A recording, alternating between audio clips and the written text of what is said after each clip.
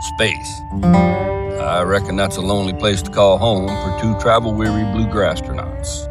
But between the long shifts of fishing for hydrocarbon in the lakes of Saturn's moon Titan, there's just enough time to get some picking in. So hush up your mug and fetch a jug of lunar shine while you can join us in the loneliest honky-tonk this side of the Appalachian supercluster. By God, here she is a-coming. A new transmission of Podcast with Marcel, featuring Hayes Griffin. Oh, that was a hard day of work, man. Who knew that fishing for hydrocarbon could be so strenuous? Oh, man. I figured all those years of baling hay in the flatlands of the Midwest would leave me, conditioned for this, but I just don't know, bro. Yeah, space is just a whole different beast. Look, Hayes, I've been thinking. I don't love it here on Titan. I'm tired of working for the Monroe Corporation. I thought being a bluegrass astronaut would be different. We get to travel the stars, just like they told us in the training VHS tape. Just another cog in the machine, bro. Just another cog in the machine. It doesn't change no matter which moon we're on, does it? You think we could get out of here? You're my only friend besides JD. And JD is a mass-produced robot bartender that only says like 20 phrases. We could always try, but if you feel the need to get out of here, we got your back, bro. Yeah, we don't want to take Jerry from work. No way. What do you think we're leaving from, bro? Do you really think a robot bartender with limited language skills could pilot a spaceship? Couldn't be any worse than a bald guitar player from Central Ohio or anything like that, so I'm willing to give it a shot. Well, let's ask him.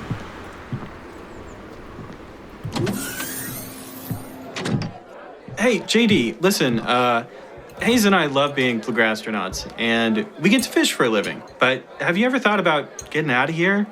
Maybe seeing what exists beyond the Appalachian supercluster? Not at all. Wait, you haven't thought about it once? I'm not sure.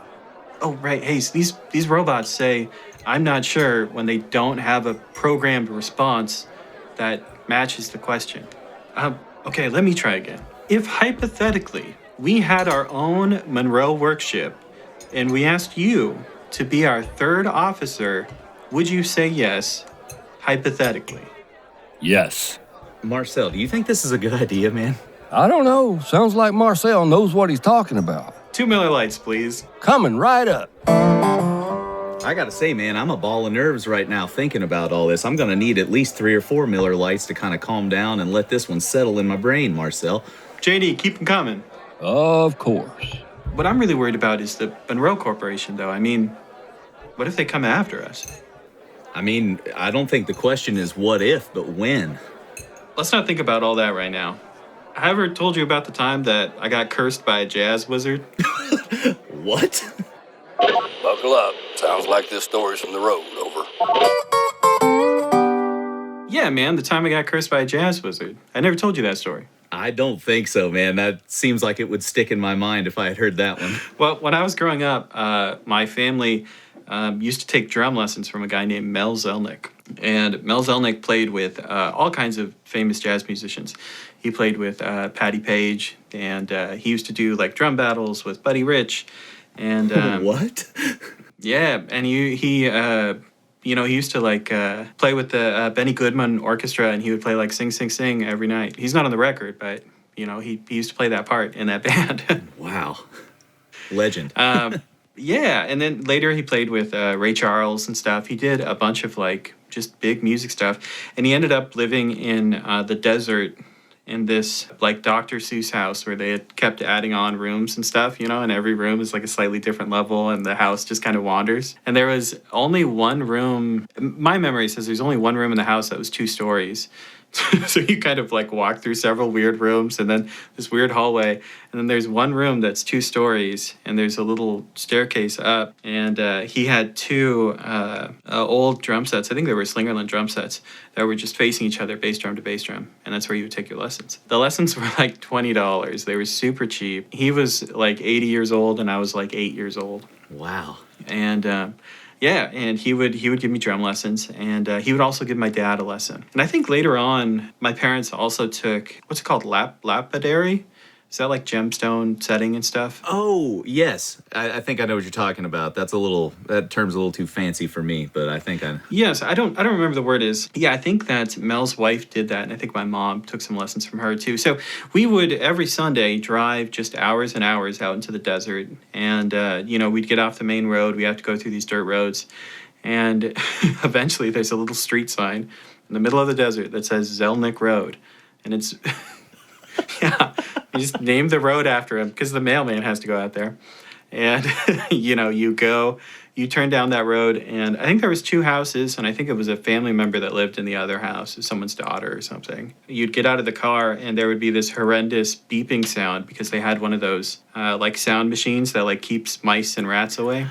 Yes. Mel's wife, her name was Bobby. Bobby would come out, and she'd be wearing an apron. She's just got, a massive, dirty, hairy, handgun sticking out of her apron that she would shoot snakes with.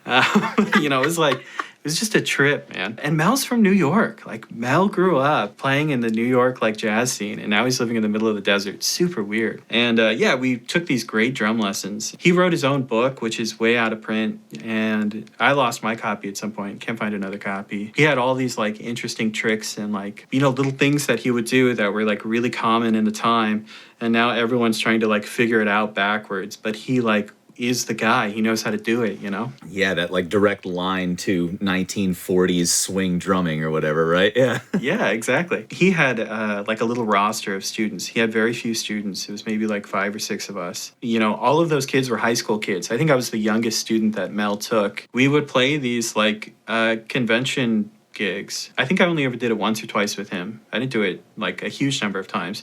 But they would have these drum conventions, and he would go to sell his method, his book, and his whole thing. And there'd be 5 drum sets set up on stage, and it would be his students, and I would be even a kid can do it. So we'd be up there just trading fours, and then each of the other students besides me would get a chance to sort of do a solo and demo their stuff. They were really fun. They were high school kids that were really good at this very dated play style. And like high school kids, they would do funny stuff. I remember one kid, I think his name was Ryan, I want to say.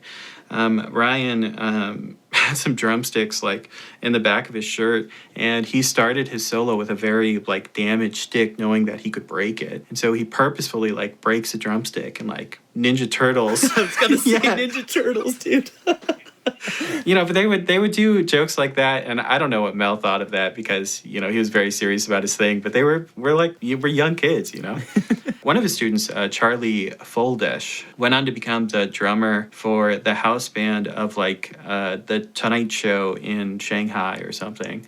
A really niche jazz big band that is for a talk show in another country. Crazy. That's where jazz... Sorry, guys. That's the best you got as an option for a jazz gig, right? Yeah. Well, they still love swing music in, a lot of Asian countries, and it's just not as popular in the U.S. Yeah, it's funny how it's kind of taken on a new life in, East Asia specifically, right? If you just listen to, some, anime opening music, you hear, hip chord changes. You're like, what's going on? Oh, dude, Cowboy Bebop, right? That's the Cowboy one. Bebop's a great example. Yoko Kano, I want to say. Mm-hmm. Yeah, so we all did that, and we were just these little drum ninjas in training. Eventually, my brother had his girlfriend break up with him, and my brother started playing the guitar. And I got kind of obsessed with the guitar too, because my brother would be playing video games, and I would go play his guitar. So I would try to recreate stuff that I had seen him do an hour earlier. There's a huge buffer time in between me watching him play the guitar and then me getting a chance with the guitar. But that's how I learned a bunch of basic chord shapes and power chords and bar chords and stuff like that. I learned just from that. And we started printing out tabs and everything.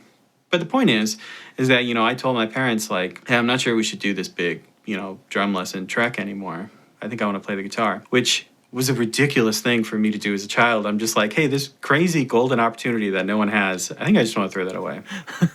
And, looking back on it, I probably would have stayed the course because weirdly, I might have stopped in 8th grade or something. Those drum skills that I learned up until 8th grade, I mean, they carried, me as a drummer playing professional gigs. I don't think I stopped playing drum gigs till maybe I was 25. Wow. And I was just using all the same knowledge and skills and sight reading ability that I learned, at 13. Yeah. Yeah. So Thanks, he Mel. was a great teacher. Yeah. He used to give us these big band charts. and it would be like a big band chart for like Leapfrog, and you're like, I've never heard that tune. I don't know what that tune is.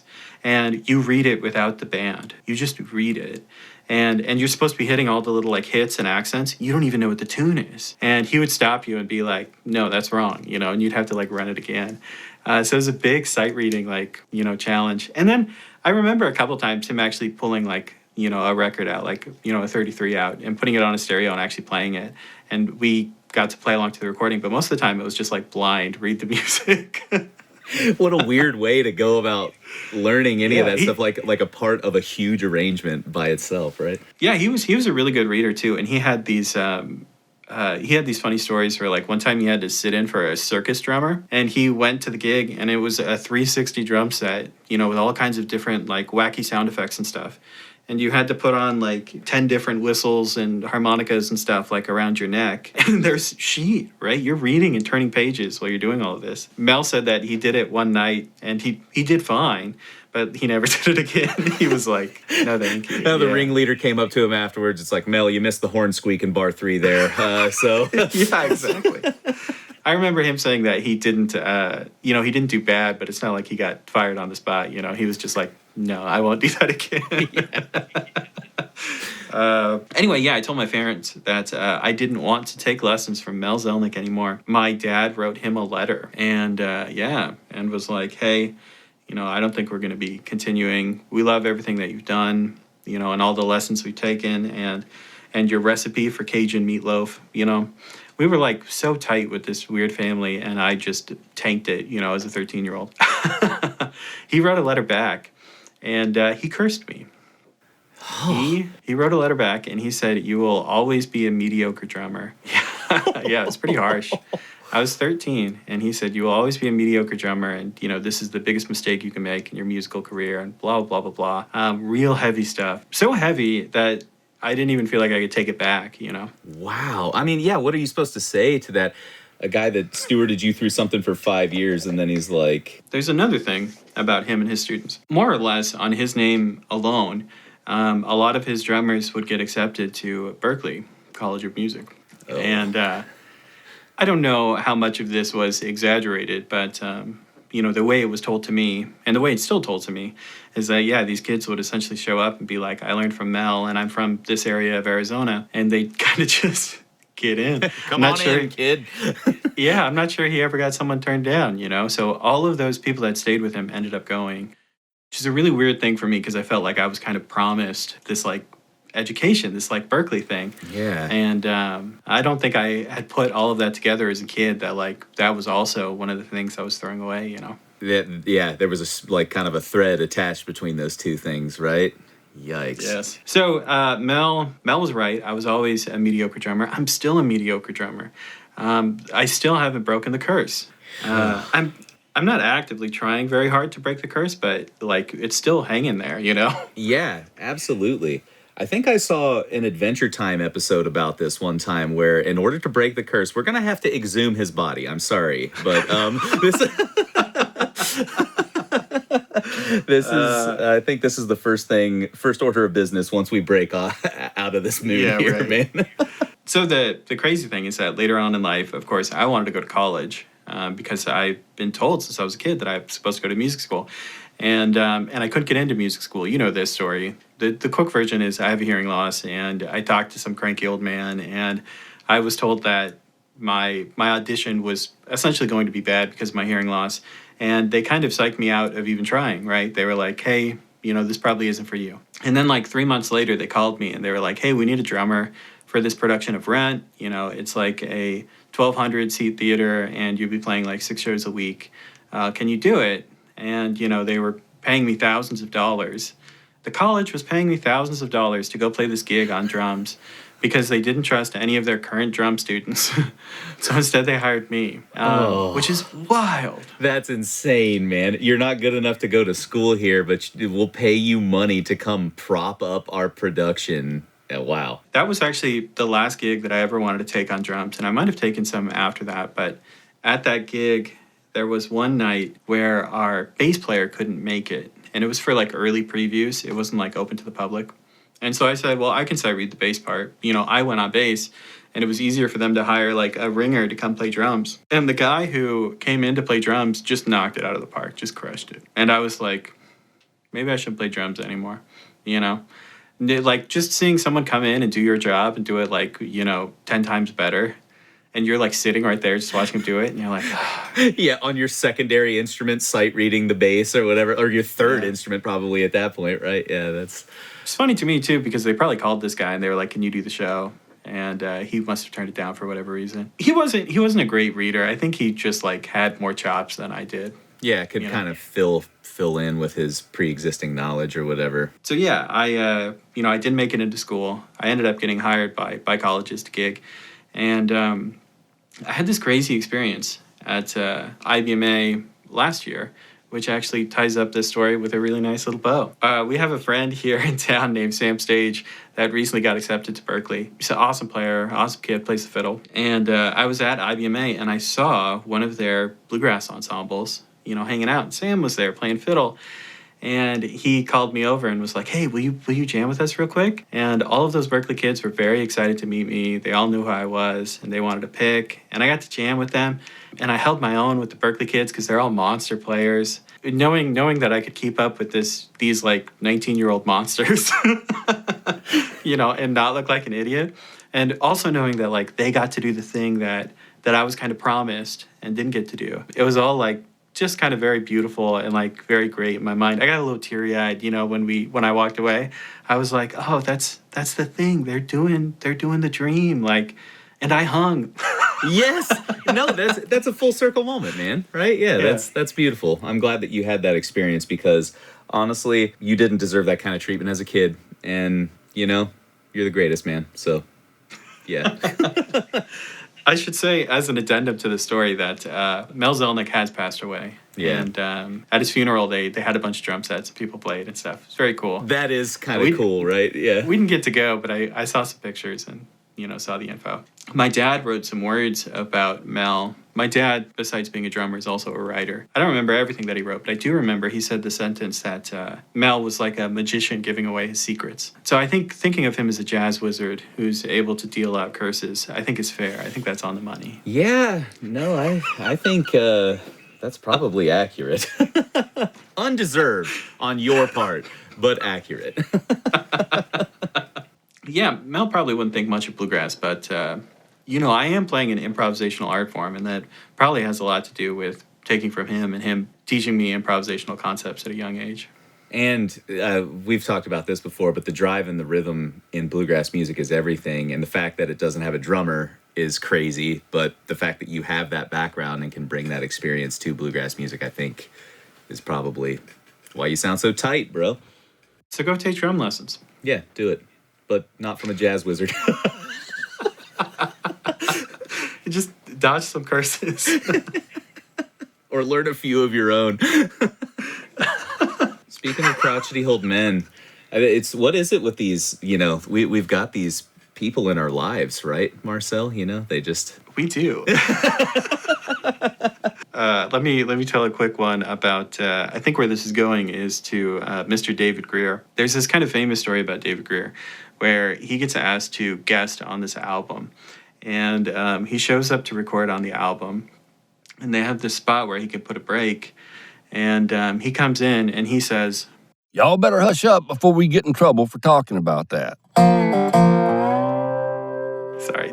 Hayes, you know the story, though. You've heard this one? Oh, I've absolutely heard that story. JD might be on to something, you know what I mean? But, yeah. Well, you got a different one? Apparently I can't tell that one. I've got, maybe kind of a slightly related one. This one is kind of like, I look back on this memory fondly, to be quite honest. I know we're talking about crotchety old men, but we're kind of shifting gears a little bit. David Grier is everyone's favorite crotchety old man flat pick guitar player, I think. Yeah, should we just say, like, David Grier is a monster? We seriously respect his playing and stuff. But there's just a lot of stories about the guy. And that's what I was getting at, right? Like, the dude, no joke, Marcel, the entire time I was an undergrad, 4 years, I studied his guitar playing more than any other guitar player. I feel like you and a lot of my pals are like the Tony camp guys. You know what I mean? Like, we selected Tony, we learned every Tony lick, we learned every Tony break, and I was like, Tony's awesome. I'm learning the ones that can pass me through a jam session, but for the love of God, I just want to sit down with another solo David Grier recording and learn every note of it. You know what I mean?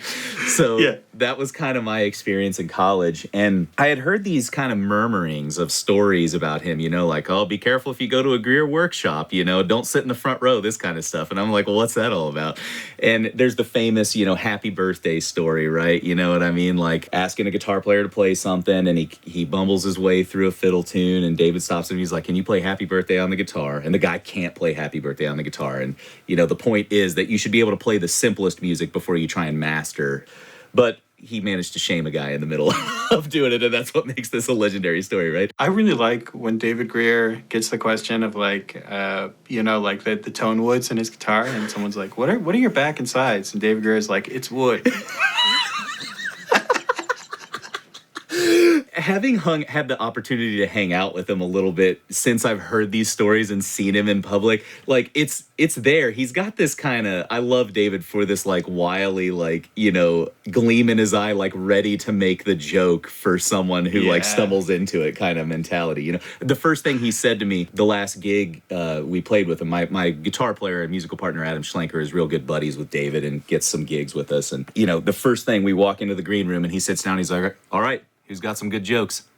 That was like, it's like he's doing the roundup, you know, he's like soliciting the room for some jokes that he can go, you know, tell the rest of the country. Funny. But fast forward on that same gig, you know, I had my first kind of dance with like the Grier that we were just talking about in those stories. We're sitting on stage and we're playing Salt Creek. It was kind of a tribute show to the Kentucky Colonels, and Grier and my buddy Adam are huge Clarence White fans and you know, practitioners. So they're trading licks all night, man. And you can see that, like, Adam's pushing Grier, Grier's pushing Adam. They're kind of, it's that, like, healthy competition that you get into on stage, you know what I mean? Where it's like, oh, he did that one, so I'm doing the Clarence lick on the next break and kind of outdo him, you know? Yeah.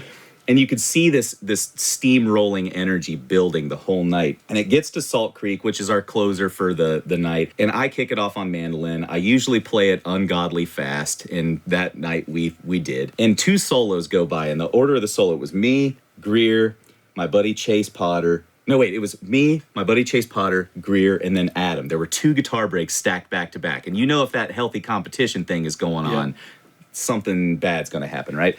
So it gets to, Chase plays his break, I do my thing, it gets to Grier, and he melts our faces. He plays like, but manages to keep the melody in there and prove all of the things about, you know, his kind of like methodology.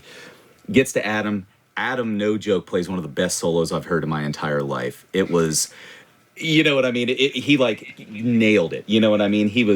He framed the melody in like 3 different spots in the neck. He connected them with Clarence White licks. He was doing some like floating and some like chicken picking hybrid stuff. It was beautifully crafted.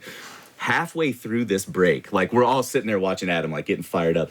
Grier leans over to me and he's like, you know, it's like it's on stage. I can't hear him. And I'm like, oh, sorry, what's there? And he's like, and I'm just like, I have no, like, it's that point, you know what I mean, where like you nod yes at someone when you don't understand what they're saying, and you're like, oh, it's too awkward to even like ask at this point like what he's saying. And I was just like, I leaned in closer, I was like, I'm so sorry, David, like I can't tell what you're saying. And he's like, he leans in and he's like, after Adam's break, he's like, some bitch, I want another one.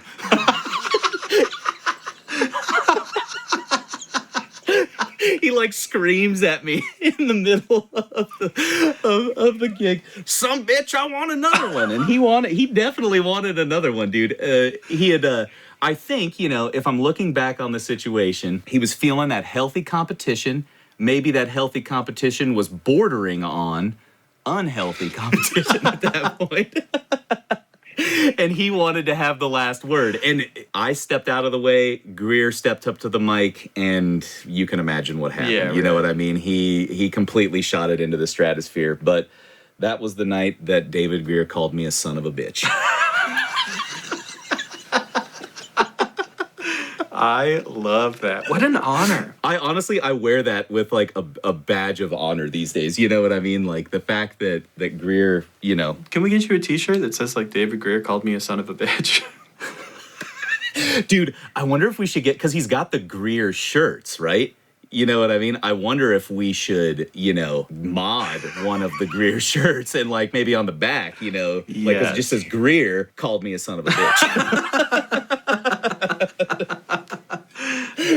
I love that, man. All right, I got an easier David Grier story. Because that's the thing about the David Grier stories is they take all shapes, right? But there's so many. This is a story from Trey Hensley. I hope he doesn't mind if I repeat it. Trey Hensley was at the airport in Nashville, and he runs into David Grier. And David Grier has a notepad and a pencil. And David Grier is writing down first names that are also verbs. And he's very excited to show Trey this. And he's like, look, here's Pat. Pat is a name, but you could also like Pat something. And, and he's got like a whole list of these that he's very excited about. And, of course, Trey Hensley is flying out for a gig with Rob Ickes. So Rob Ickes walks around the corner, and David Grier says, oh, Rob, that's another one. He writes down his name. That's great, dude. That's not... That story involves no swearing. And that's still like a classic David Grier story.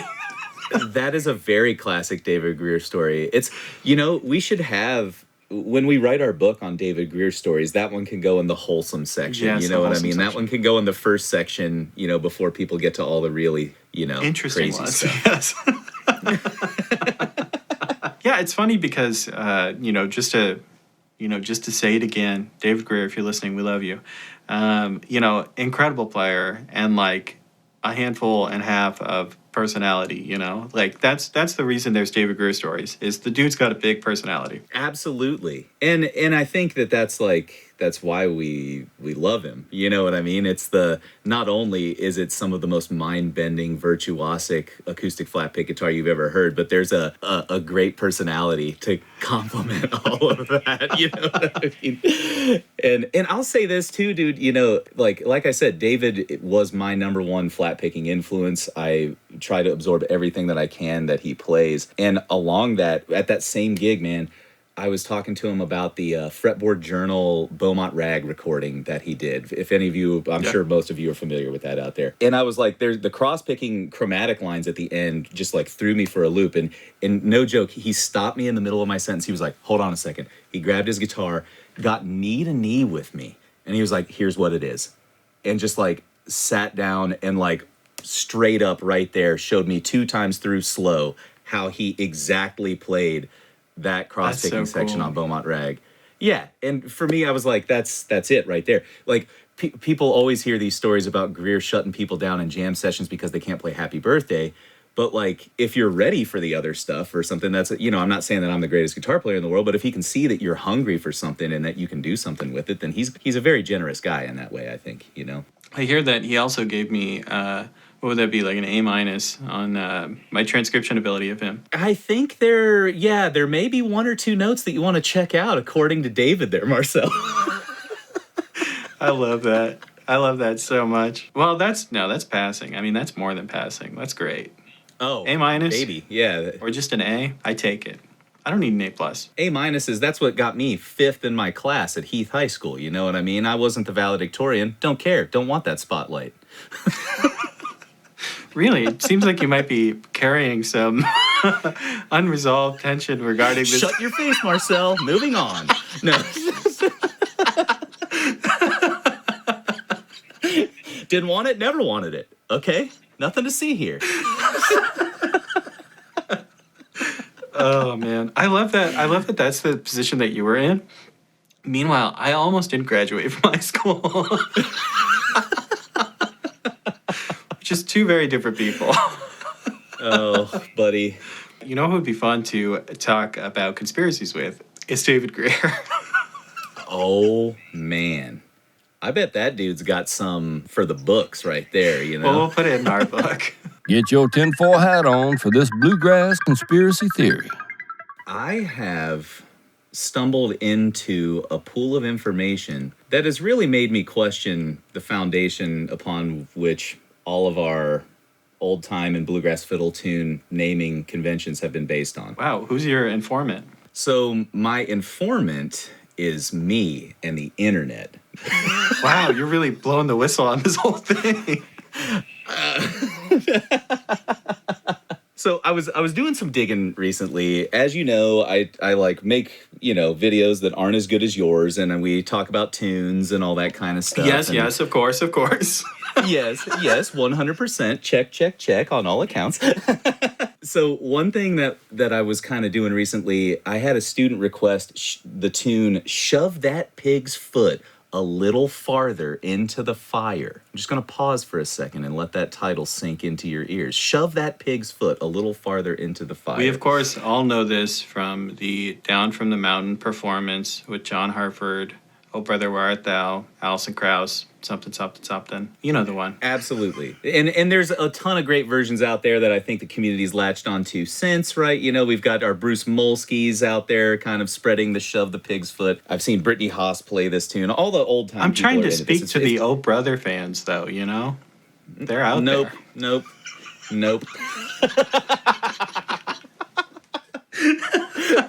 I love that for man. some person out there. They were like, "Oh yeah, of course, I've seen that performance." And for other people out there, they're like, "Marcel, why are you bringing up an 'Oh Brother, Where Art Thou' concert?" It's like it's a AI algorithm keyword trends is what we're going for here. So obviously that fiddle tune's name is the kookiest fiddle tune name you've ever heard in your entire life, right? Like if you're thinking from like 2023 mindset, you're like, shove the pig's foot farther into the fire, like that's kind of like brutal, you know what I mean? Is the pig alive? Is this barbecue? What is going on? Why are we putting a pig's foot? Why are you eating a pig's foot? Why are you shoving that into the fire? That's we pickle pig's feet. We don't shove them into fires. Anyways. Yeah, not a lot of meat on the pig's foot. Instead, you have like whatever their hooves are made out of. Yeah, you've got like toenails. Well, it's also strange because it's not the song isn't telling you to cook the pig's foot. I mean, you just made that up. It's just saying push it into the fire. Like, yeah, literally, like maybe we're incinerating it. Maybe that was a bad pig's foot. It's turned a little, and maybe a cursed pig. We can't. Maybe he found Mel. Could be. Maybe the pig is a jazz drum student that found Mel and is now anyway. Okay, we're really going down. Mel could have turned someone into a pig. I have no doubt that was within his abilities. Well, we'll never know, I guess, at this point. But anyways, man, I had a student request this tune, and for some reason, for the first time in the 15 years I've been playing this tune, it just hit me. I was like, where the heck does that title come from? Like, what does this actually mean? And you know this, like, being a YouTuber and an internet, bluegrasser and all this kind of stuff, someone in the comments section somewhere to something will know this, right? Mm-hmm. It's like, so I started doing some poring over like YouTube videos of recordings of Shove the Pig's Foot. I started looking at like Fiddler's Hangout for forum posts. I started just like generically Googling Shove the Pig's Foot or like any of these kind of things. And I came up with a few answers. The most common one is the one that I was told in the first jam session I ever heard this tune, where they were like, oh, pig's foot. It's another name for a fire poker. Some of them have a little curvy hook on the end and it kind of looks like a, pointy like a pig's foot. So they're like, shove the pig's foot farther in the fire, rustle up those coals or whatever, get that flame going again. And I was like, I could have accepted that forever. You know what I mean? But it also sounds made up. Exactly. Like my brief search on the internet, no joke, dude, not a single person had concrete data to support that explanation of the title. Yeah. And we're talking about in all the places where people should have had that explanation. So the funny thing is, I stumble into these forum posts where people are asking the same question I am. Where does this tune come from? Or where does the name come from? And a slew of other theories are thrown out. One is that a pig's foot is a common blacksmithing tool. So it's like, okay, if it's a smithing tool, you're shoving it into a fire. Another one is that a pig's foot is another name for a crowbar or a pry bar, like a small crowbar. Okay. But like, why would you be shoving it into a fire? To get it hot, Hayes. Yeah, right. Like, yeah, I'm cauterizing an open wound on my leg. No. The next explanation was a pig's foot is, well, a pig's foot. Some people are saying like it's an actual, like we're talking about pickled pig's feet or whatever. So this could be like, you have like trash, right? You're not gonna eat the toenail. So yeah. Toss it into the fire. You toss it into the fire, it burns up, and it becomes stars in the night sky. Exactly. Yeah. As a side note, I do have family that still burns trash because they live in such rural areas, so not completely outside the realm of possibility. And they're the reason we this. have such beautiful night skies out there away from the city. Yep. Thanks for those orange and red streaks in the sky, Grandma. I really appreciate it. You know, as a side note, Mel used to do that. Yeah, I remember watching them just toss trash into their wood stove.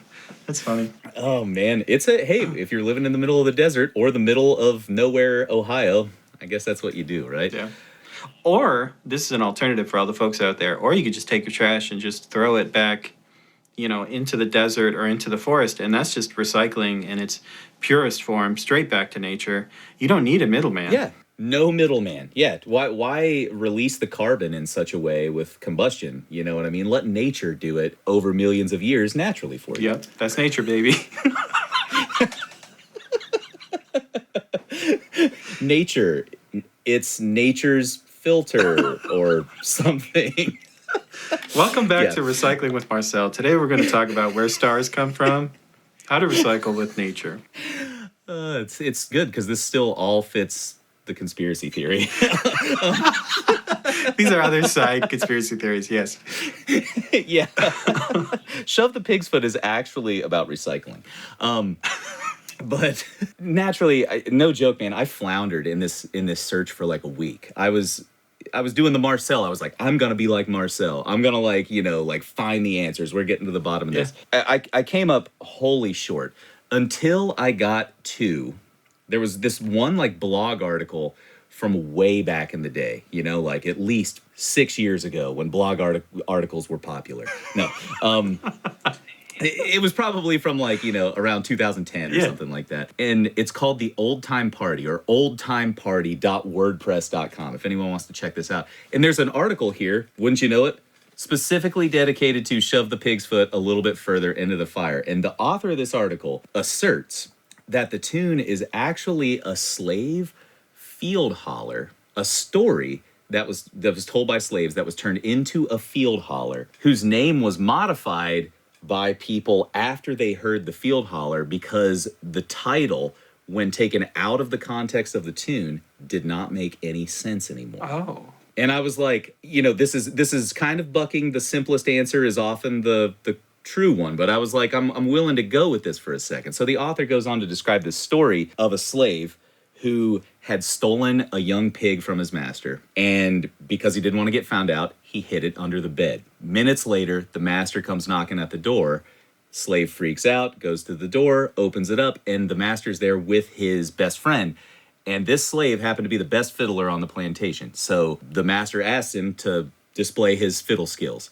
And as he's going to grab his fiddle, the slave looks over to his right and sees a pig's foot poking out from under the bed. So in a moment of genius, he takes up his fiddle and improvises the verse, shove that pig's foot under the bed, under the bed, under the bed, shove that pig's foot further in the bed, Katie, Katie, Katie, can't you hear me now? He's singing this to a fiddle tune, screaming at his wife to get her to go kick the pig's foot back under the bed so they don't get found out. Long story short, the master loves the tune. He and his friend click their heels in the air and laugh and run away.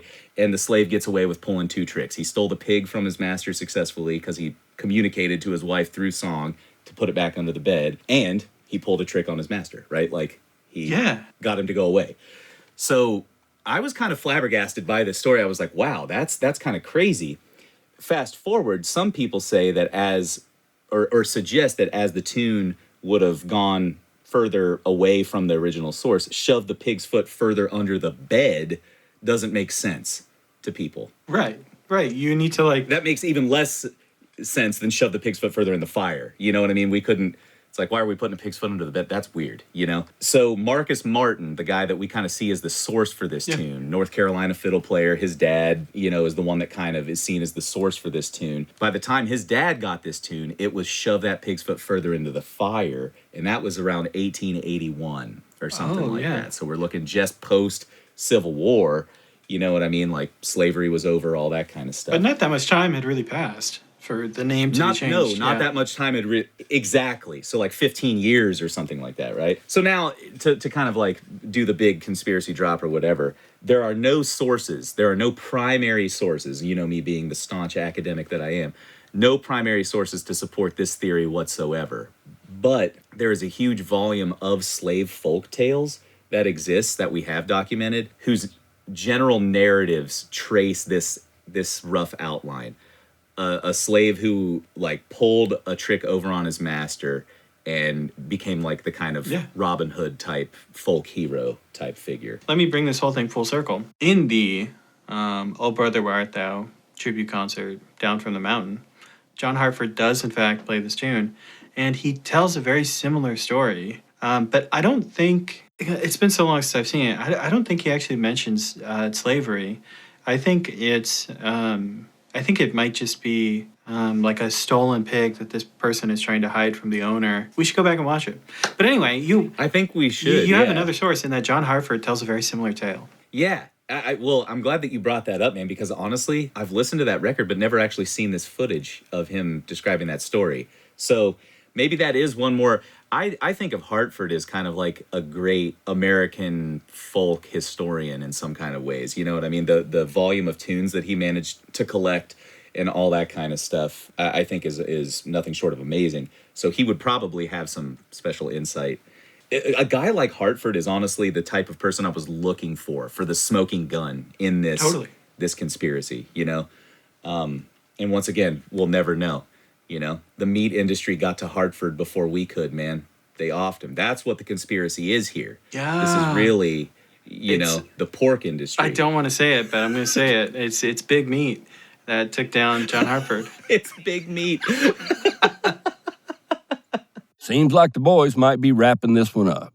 You two mind breaking the fourth wall and telling the folks where they can find you online? Yeah, thanks, JD. Of course, I am Marcel from Lessons with Marcel. You can check out my YouTube channel. You can check out my website.